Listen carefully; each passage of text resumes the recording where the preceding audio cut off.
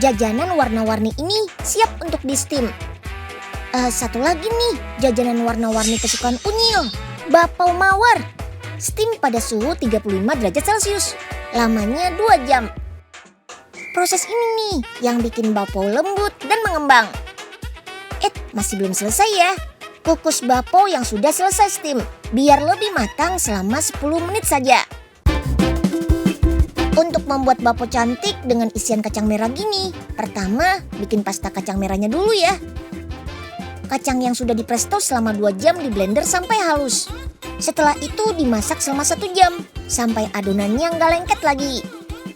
Pasta kacang merah ini kaya akan serat yang bagus buat pencernaan loh. Oke, sip. Isian bakpaonya sudah selesai dibuat nih. Sekarang waktunya bikin adonan. Campurkan gula, tepung terigu, pengembang, mentega, dan air. Aduk-aduk sampai rata dan kalis.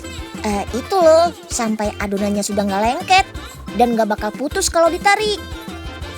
Terakhir, tinggal tambahin pewarna makanan. Tiap warna akan jadi penanda isian bakpaonya. Kali ini kita buat yang pink dengan isian kacang merah sama oranye. Lanjut, sekarang waktunya mencetak rospao. Bagi adonan bentuk bulat, pipihkan. Terus belah-belah bagian pinggirnya untuk membuat kelopak bunganya. Buatnya sekitar 6 kelopak ya. Sekarang yuk kita mulai taruh isian bakpao sesuai warnanya. Ada keju daging asap, kacang merah, kacang tanah, kacang hijau, dan masih banyak lagi. Baru deh kita lipat kelopak ke arah dalam untuk menutupi isian bakpaonya. Wih, jadinya cantik ya, mirip bunga mawar beneran. Bakpao mawar ini beda loh sama bakpao biasa. Bakpao biasanya awet 2 hari di suhu ruang. Tapi yang ini, walau sudah 2 hari, bakpaonya masih lembut banget.